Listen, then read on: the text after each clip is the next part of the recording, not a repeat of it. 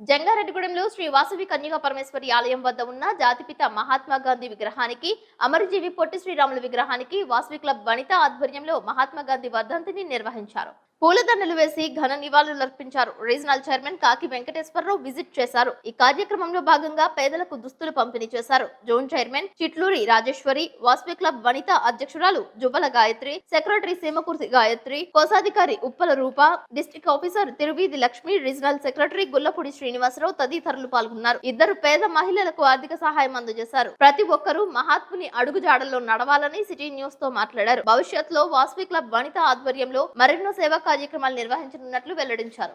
ఈ రోజు గాంధీ వర్ధంతి సందర్భంగా Vasavi club international regional meet సందర్భంగా విజిట్ లో మా జంగారెడ్డి వనితా క్లబ్ వారి ఆధ్వర్యంలో దుప్పట్ల పంపిణీ, అలాగే ఫంక్షన్ల పంపిణీ, స్వచ్ఛ భారత్ కార్యక్రమం, అలాగే మొక్కలు నాటే కార్యక్రమం, సిమెంట్ బెంచీలు, స్కూల్లో పిల్లలకి బుక్స్, పెన్నుల పంపిణీ కార్యక్రమం జరిగింది. దానికి మేము ఎంతో గర్విస్తున్నాము ఈ కార్యక్రమాలకి.